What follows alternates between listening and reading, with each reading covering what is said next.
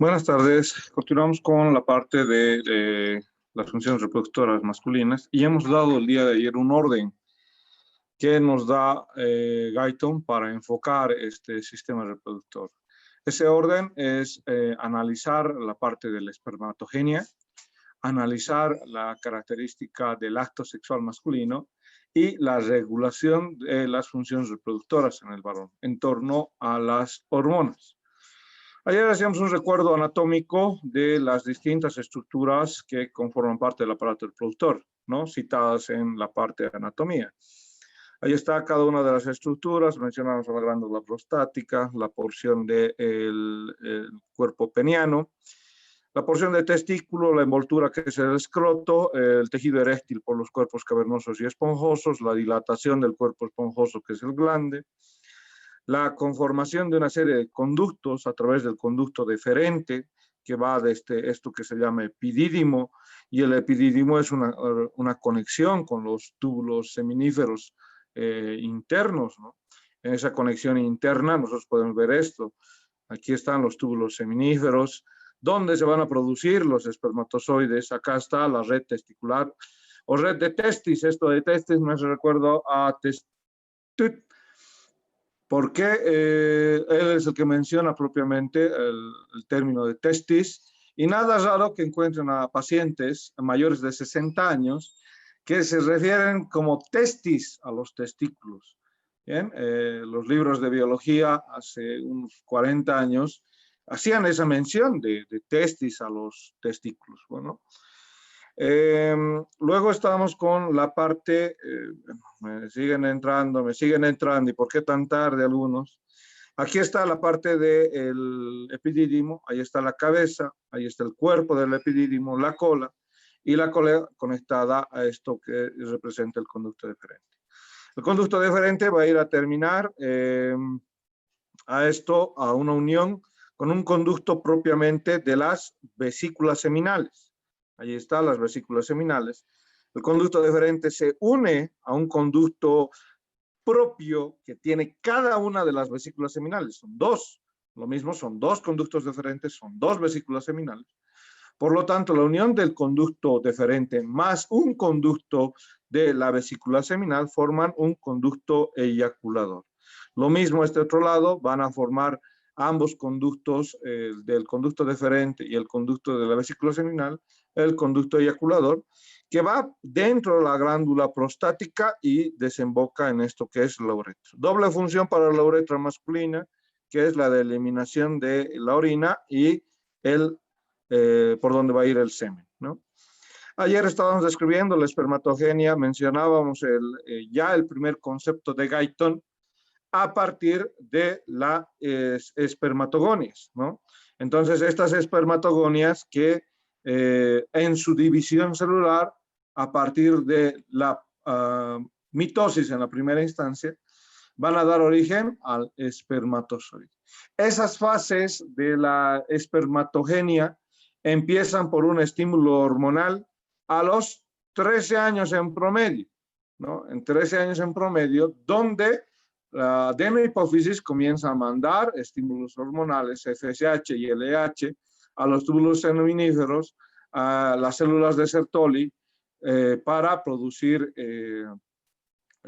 espermatogenias a partir de las espermatogonias en la luz del túbulo. Las de Sertoli van a colaborar con el aporte hormonal, que lo vamos a escribir en breve.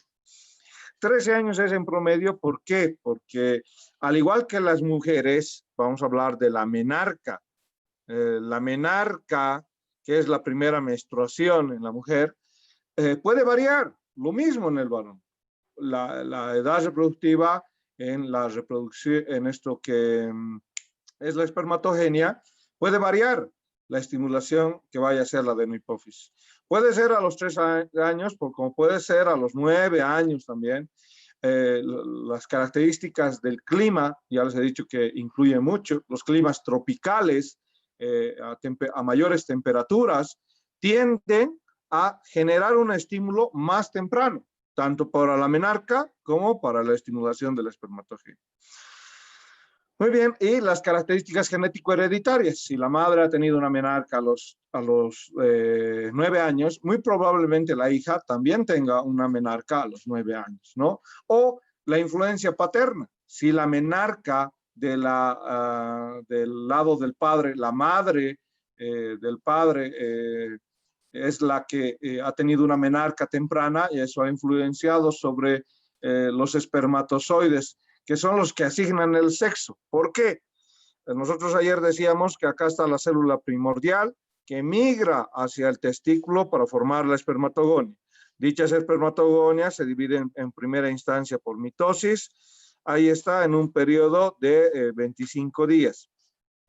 Luego en espermatocito primario que de la misma manera va a tener una división celular, pero lo va a hacer por meiosis. La meiosis acorta el número de cromosomas. Entonces vamos a tener espermatocitos secundarios que con una segunda división meiótica van a formar las espermatas. Y por la diferenciación van a llegar a formar al espermatozoide maduro. Dicho espermatozoide maduro va a tener la característica de tener que llevarse todavía una capacitación. Y dicha capacitación lo hace a través de los túbulos seminíferos, la red testicular, el conducto eferente, el conducto deferente. Entonces, toda esta serie de conductos lo que hacen es capacitar al espermatozoide. Es como entrenar a un atleta, ¿no? Los atletas no pueden correr una maratón si no tienen entrenamiento. Lo que vamos a hacer con este espermatozoide es que obteniendo cada una de sus características, como es el flagelo, por ejemplo, tener pues esa capacitación. Y que este flagelo le permita desplazarse a través de vestíbulo vaginal, canal vaginal, que ingrese al cuello del útero y llegue hasta la ampolla de la trompa uterina, entonces para producir la fecundación, ¿no? Entonces todo este proceso de espermatogenia del espermatozoide tiene un periodo de 74 días en promedio para llegar a producir nuevos espermatozoides. Y estos espermatozoides con esa característica de capacitación van a poder tener viabilidad gracias a fortificación de esta cola o flagelo. Habíamos hablado el día de ayer justamente que este espermatozoide llega a tener 23 cromosomas y uno de los cromosomas puede ser o X o Y, ¿no? Entonces el espermatozoide es el que asigna el género. El óvulo siempre va a tener el X. Sin embargo, el espermatozoide puede estar compuesto por un cromosoma sexual X o un cromosoma Y. El X es el femenino y el Y es el masculino. Cosa que si reúnen XX, un espermatozoide, vamos a tener un producto de concepción femenino. Y si es XY, producto de concepción es masculino, ¿no? XY. Bueno, ayer hablábamos de las características de las mitocondrias y que necesitan bastante energía. Por eso, miren, hay una red de mitocondrias dentro de lo que es la cola o flagelo que utilizan fuentes energéticas a partir de la fructosa que aporta la vesícula seminal, ¿no? Dentro de la secreción de la vesícula seminal es que está una secreción rica en fructosa. Eso potenciando estas mitocondrias, potenciando al desplazamiento de los microtúbulos que forman parte del esqueleto del flagelo, 11 microtúbulos aproximadamente, que van a constituir este axonema, el centro de lo que representa la cola o el flagelo. Y esto recubierto por una membrana celular, les decía el día de ayer, y el vaivén, el movimiento flagelar que realiza esto, va a determinar la motricidad del espermatozoide. Ayer decíamos que existen factores hormonales. Existen la FSH y la LH. En el varón, las características de la hormona luteinizante, la LH, van a venir a estimular a las células de Leydig. Y las células de Leydig estimulan la secreción de testosterona. Entonces acá vamos a ir describiendo las células de Leydig. Acá vamos a ir viendo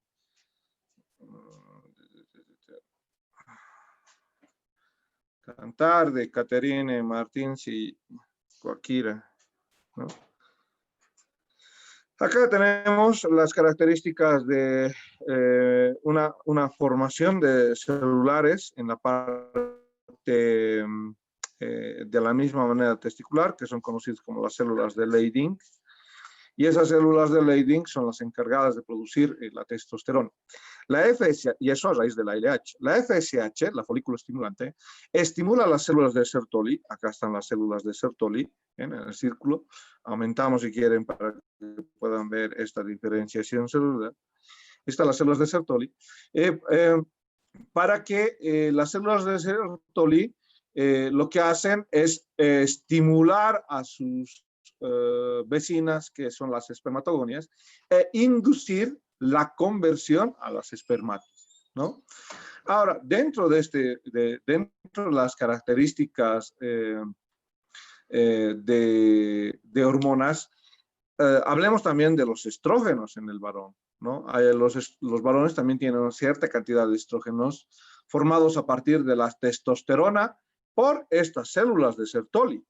Entonces, estas células de Sertoli llevan una función, estimularle, decirle al espermatogonio, oye, empezar tu reproducción celular.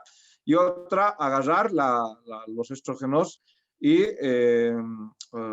agarrar la testosterona y producir estrógenos a partir de dicha testosterona, ¿no? Y eso a raíz de la hormona folículo estimulante, de la FSH. Los estrógenos en el varón tienen una función metabólica, ¿no? Más que otra característica. Y otra de las hormonas que va a estimular es la hormona de crecimiento, GH para la hormona de crecimiento, que va a ir a estimular o fomentar esto que es la reproducción en la mitosis y la meiosis en la espermatogénesis, ¿no? Esta hormona controla entonces el crecimiento de la división temprana para los espermatozoides. Bien, ahora, hay una característica. Las personas que tienen una disminución del hormona de crecimiento pueden ver alterada la espermatogénesis, lo cual puede traducirse en esterilidad en el individuo, ¿no? Entonces ya vamos a ver cuáles son algunos de los factores que producen la esterilidad. Uno es la disminución de la hormona de crecimiento, otro la disminución de la producción de testosterona. Entonces estos van a ser factores que van a traducir en la esterilidad del individuo. Y otro, la malformación de los espermatozoides. Y si hablamos de cantidad, porque tiene que haber una cierta cantidad de espermatozoides para producir fertilidad. Entonces, esa cantidad de espermatozoides, aproximadamente entre 1 millón y 2 millones, para producir la hormona de crecimiento, ¿no? Entonces, eso para el estímulo hormonal. Los distintos, o esto que representa lo que les decía, la capacitación del espermatozoide. Tenemos esto. En estos túbulos seminíferos está empezando el espermatozoide y ahí está empezando propiamente la capacitación. Entonces, los espermatozoides van a recorrer la parte de estos túbulos, van a ir hasta la red testicular, hasta los conductos eferentes, luego hasta el epidídimo. En epidídimo pueden quedarse un periodo de días, ¿no? Un periodo de 18 a 24 horas tal vez de manera normal, pero pueden tranquilamente estar una semana en epidídimo los espermatozoides. Y esos espermatozoides que sacamos de epidídimo, lo que a veces encontramos es que son inmóviles, son incapaces de fecundar un óvulo. ¿Por qué? Porque estaban empezando su entrenamiento, estaban recorriendo lo que es el epidídimo, esta red de túbulos, para que ese flagelo empiece a ganar motricidad, ¿no? Por eso muchas veces en lo que se llama la asistencia para la fecundación, en esto encuentran muestras de lo que es epidídimo, sí se sabe que viven una semana en epidídimo perfecto, tiene o le falta esa fuerza, ese entrenamiento todavía que tenía que tener para llegar a fecundar al óvulo, ¿no? Eso les decía, no 1.000.000, perdón, el dato es de 120 millones, no es solamente 1.000.000, perdón, es 120 millones la cantidad de espermatozoides que se puede producir día, ¿no? Entonces, 120 millones el promedio de espermatozoides, no es 1.000.000, 2.000.000, perdonen, es 120 millones, 120 millones. Eso es la cantidad de espermatozoides que se puede producir en el transcurso de un día. Vamos con otra de las glándulas. Acá estábamos describiendo eso al final, aportando un poco más, les decía, su secreción va a producir propiamente gran porcentaje del semen y esa secreción seminal va a tener fructosa, les decía. Fructosa es uno de los... fructosa. Vamos a escribirlo de manera correcta. Vamos a tener fructosa como parte del nutriente a partir de la vesícula seminal. Vamos a tener ácido cítrico, prostaglandinas y fibrinógeno. ¿Para qué la característica de las prostaglandinas y fibrinógeno? Muy tarde, en otra, no voy a dejar entrar a las personas que no hayan dejado su nombre en la lista a primera instancia. Y luego se entiende las fallas de conexión de internet, igual que las que he tenido yo, pero otra cosa es que la persona se esté ingresando a las 2:22 de la tarde como primera instancia, ¿no? Entonces, téngalo en cuenta, por favor, no es grato, hay una interrupción, hay un corte siempre que hacemos eso de añadir. ¿Qué más en relación a las características de la vesícula seminal? Estamos hablando del fibrinógeno que produce. Durante la emisión, durante la eyaculación propiamente de cada una de las vesículas seminales, este líquido seminal tiende gracias a las prostaglandinas, a hacerlo más receptivo para el movimiento de los espermatozoides en el moco cervical femenino. Uno, la alcalinidad que va a aportar el líquido prostático, y dos, estas prostaglandinas que están viniendo de las vesículas seminales, ¿no? Entonces, eso ayuda propiamente a una característica del movimiento flagelar, ¿no? Esta fructuosa. Por eso, en esta característica asistencial, lo que tratan de hacer es justamente que los donantes de esperma hagan eso, vengan y donen de manera voluntaria el esperma, para que así este esperma tenga el líquido de la vesícula seminal y tenga la fructuosa necesaria para poder realizar su motricidad. Lo que hablamos de otra glándula, esto es próstata. Próstata aporta con la secreción alcalina, que tiene además calcio. Va a tener calcio, va a tener fósforo, va a tener una enzima de la coagulación y la profibrolicina.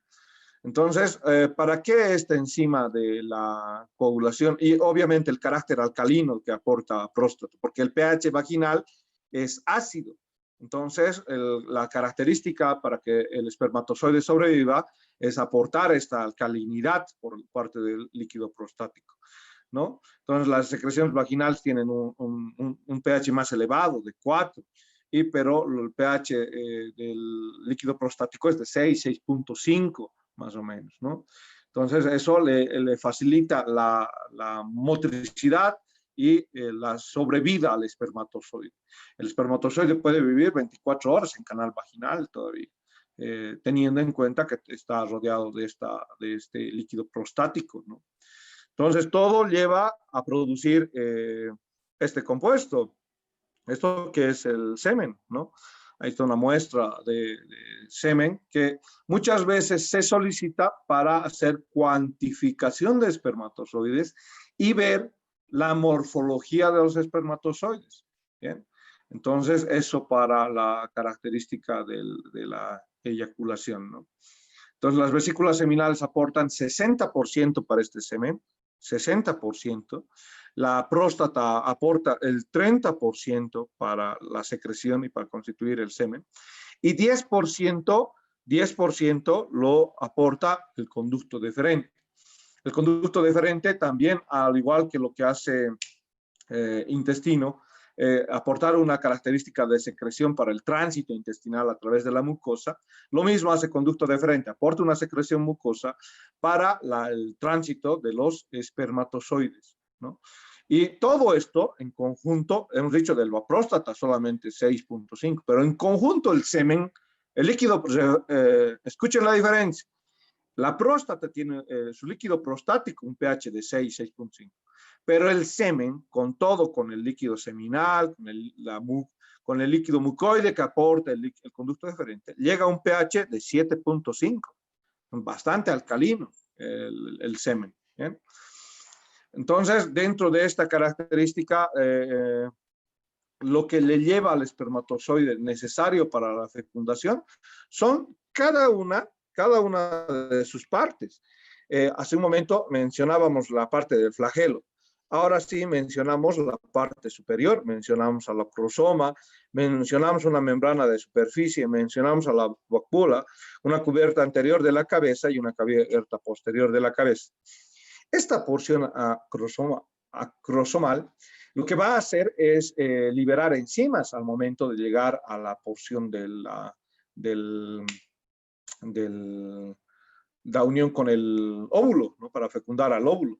Entonces, en el trayecto, el espermatozoide lo que hace es, a través de otra vez canal vaginal, útero, llegar hasta las ampollas de las trompas uterinas, realizar un fortalecimiento de dicha característica estructural. Los espermatozoides con mayor característica de fortalecimiento son los que van a llegar hasta la ampolla propiamente, ¿no? Entonces, y más todavía aquel espermatozoide que ha logrado atravesar canal vaginal, cuello del útero. Entonces, está más fortalecido que las características de los demás espermatozoides, ¿no? Entonces, tienen mucho recorrido en torno a ese trayecto y es parte de su capacitación del flagelo. Entonces, cuando el espermatozoide llega a esta etapa, llega a encontrarse con el óvulo, ahí está, para la penetración al óvulo, lo que el espermatozoide va a empezar a hacer es que las enzimas proteolíticas, como la hialuronidasa, van a empezar a despolimerizar las características de la granulosa del ovario. Entonces, esto que es el acrosoma empieza a liberar esas enzimas y empiezan justamente esto que está de color blanquecino, va a empezar a despolarizar esta característica de la granulosa que lleva consigo el ovario y para que el espermatozoide descubra la zona pelúcida, esto que es de color naranja y es la zona pelúcida del óvulo, y en esa zona pelúcida empezar la fusión de las membranas, ¿no? Entonces acá se puede ver cómo las membranas se fusionan. Uno, primero, ahí está la característica del acrosoma, liberando las porciones enzimáticas, permitiendo justamente la adherencia de las membranas, de la membrana del espermatozoide, y liberar el material genético al citoplasma ovular, ¿no? Entonces, toda la función que tiene la cabeza del espermatozoide es llevar la hialuronidasa, enzimas proteolíticas, deshacerse de la zona pelúcida, de la zona granulosa y abrirse paso hasta llegar a la membrana del óvulo. Y en la membrana del óvulo dar la característica de el paso de la información genética. En 30 minutos hay, de este periodo a este periodo, 30 minutos pasa en la fusión de membranas, de la cabeza del espermatozoide y el ovocito. y el paso del material genético del espermatozoide al ovocito para combinar el genoma y tener el nuevo producto, ¿no? Cada uno de nosotros, de los seres vivos o de los seres humanos en todo caso, para este producto o este mecanismo de asociación. Les decía hace un momento, dentro de la espermatogenia normal, era lo que hace un momento describíamos. Miren la espermatogenia normal. Esta es la espermatogenia normal. Este es un espermatozoide normal. Para cuando el individuo produce malformaciones de los espermatozoides, pueden llevarle a alteraciones de la fecundidad y producir esterilidad. Miren estos espermatozoides, mire este espermatozoide, un espermatozoide con 2 colitas, un espermatozoide con 2 cabezas. Lo hace más lento, pues, este espermatozoide. Un espermatozoide con una cola corta, no va a poder ir ni a la esquina, este pobre espermatozoide, ¿no? Entonces, ¿qué va a pasar? Estas malformaciones de los espermatozoides llevan a la esterilidad. ¿Cuándo se dan estas transgresiones? Cuando el paciente tiene fiebre, cuando produce una inflamación en el testículo, la orquitis, ¿no? Es la inflamación que se conoce para el testículo, orquitis se llama, ¿no? La inflamación del testículo, quitis. Entonces, cuando ustedes vayan y valoren el testículo de su paciente, vean la piel del escroto, anatómicamente ustedes ya saben las características estructurales. Ahora vean si hay dolor en el testículo, si duele, o si hay cambio de coloración en el testículo. Y ese cambio de coloración, esa inflamación puede ser producto de una parotiditis. La infección, el virus de la parotiditis causa esterilidad en algunos varones, ¿no? En una gran proporción de los varones. Y eso es lo que a veces a muchos varones no saben por qué soy estéril. Mi padre era un toro, decía. Entonces, ¿tiene cuántos hijos? 15 hijos. Y ahora usted es estéril. ¿Qué ha pasado? Ha tenido parotiditis en la primera infancia, que ha llegado a afectar la porción del testículo. Y eso va a causar estas alteraciones. Y las temperaturas excesivas en los testículos llegan a producir infertilidad. Recuerdan que hay alteraciones anatómicas donde el testículo se queda en la parte de la pared abdominal. Criptorquidia, unilateral o bilateral, ¿no? La falta del descenso testicular. Al recién nacido, por eso en neonatología, cuando ustedes roten ya en el internado, vayan y lo primero que hacen, véanlos a los neonatólogos. Cuando ustedes vayan al hospital, no esperen pues que el doctor que está atendiendo a un paciente les diga, guauita, esto es el paso 1, este es el paso 2, este es el paso 3, este es el paso 4, el paso 5. No hay eso. ¿Por qué? Porque ustedes tienen que ir con una mente abierta a ver pues lo que está haciendo el doctor o cómo está trabajando. Y ustedes replicar si es que lo está haciendo bien y modificar o mejorar si lo pueden replicar y mejorar, ¿no? Entonces, para eso están yendo a observar, para eso hacen práctica clínica. No hacen otra cosa, ¿no? ¿Dónde hay que les enseñen paso 1, paso 2, paso 3, paso 4, paso 5, paso 6? Ningún lado hay. Yo en especial, particularmente después de haber pasado tanto tiempo en formación, no encuentro un lugar donde diga paso 1, paso 2, paso 3, paso 4, paso 5, paso 6. No, no hay. Ustedes van, se quedan al lado del doctor y observan, ¿no? Y aprenden lo mejor que pueden. Y se forma mejor el que mejor observa. Lo mismo que acá. El que está atendiendo o el que asiste y quien le da tiempito a su formación de estudiante, igual lo mismo, pues es el que mejor va a aprovechar las lecciones y mejor va a desempeñarse también, ¿no? Entonces lo mismo, aquel que tenga un poquito de voluntad, quiera atender un poquito, algo más debe hablar el doctor Ayala, no se debe gastar la saliva en vano, ¿no? Entonces, algo más debe aprender. Entonces, esas anormalidades de la fertilidad, por aumento de la temperatura, por la parotiditis, por la criptorquidia, por las características de alteraciones morfológicas. Porque ustedes han visto que hay síndrome androgenital, donde hay niños que pueden tener aumento de la concentración de testosterona y desarrollar precozmente el tamaño del cuerpo peneano, pero alteración de los cuerpos, de la vesícula seminal, alteración de la próstata, cosa que dé una poca cantidad de semen. La cantidad normal es mínimo 3.5 ml de semen que tienen que producir. Entonces, si producen o menos de esa cantidad, hablamos de un hombre infértil, ¿no? Entonces, eso también en las relaciones o en cada relación o en el coito propiamente influye, ¿no? Dentro la esterilidad, el poder fecundar un varón a una mujer, ¿no? Bueno, tenemos las características para el acto sexual propiamente. La segunda etapa, hasta acá eran las características de la espermatogénesis. Hasta acá mencionamos ahora el acto sexual. Las características para el acto sexual masculino. Uno depende de uno de los principales órganos para la cópula, que es el cuerpo peniano. ¿Hay alteraciones morfológicas del pene? Hay, las van a ir describiendo en la parte urológica, sí, cada una, las hipospadias, las epispadias, ¿no? También las han visto en la parte embriológica, la alteración de la ubicación del meato uretral, problemas de frenillo, problemas morfológicos que pueda tener. De manera normal, para lo que habla Guyton, el glande es la parte más sensitiva que tiene el varón, ¿no?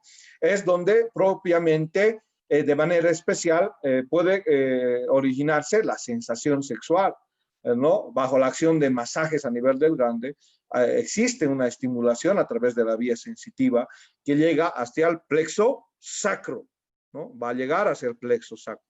Y a través del plexo sacro llevar, recuerdan, hay carreteras de información a través de la médula espinal, llevar a través de lo que representa el lemisco medial las informaciones en torno a las características de estímulos sexuales y producir esas sensaciones sexuales en las áreas corticales, interpretarlos como impulso sexual.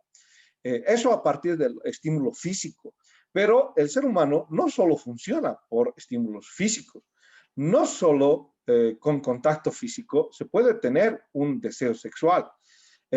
Una persona puede tener estímulos a través de afrodisíacos, ¿no? Hay diferentes alimentos, los alimentos de mar pueden llegar a ser afrodisíacos. Hay algunas características de percepciones visuales, percepciones auditivas, ¿no? Algunos son románticos, les gusta que les den un besito todavía. Entonces ahí está. Las diferentes interpretaciones para el impulso sexual, ¿no? Que tienen que ser analizadas. ¿Por qué? Porque si lo analizamos todo estructural y funcionalmente, vamos a poder entender las disfunciones en psiquiatría. ¿Por qué un individuo tiene dificultad en la erección? ¿Por qué un individuo tiene elementos o trastornos en torno a la estimulación sexual? Porque existe una parte psíquica de la estimulación masculina.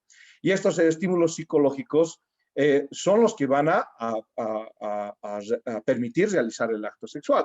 Pero esos trastornos psicológicos son los que desvían también a la persona para las distintas transgresiones sexuales, que ustedes las aprenderán en su debido momento. Bueno, ¿qué más? Acá vamos a hablar de las etapas. ¿Cuáles son algunas de las etapas? Vamos a saltar una imagen. Tenemos una característica que es la erección. Nosotros hemos hablado en anatomía, lo hemos descrito, que la estimulación parasimpática es la que lleva a producir la erección. Y esa erección se da a través de estos impulsos parasimpáticos que llegan desde la porción sacra. Y lo que van a hacer estas funciones parasimpáticas, el sistema parasimpático, a diferencia de otros niveles parasimpáticos, es que va a permitir la liberación de óxido nítrico, un primer factor. El péptido intestinal vasoactivo y la acetilcolina.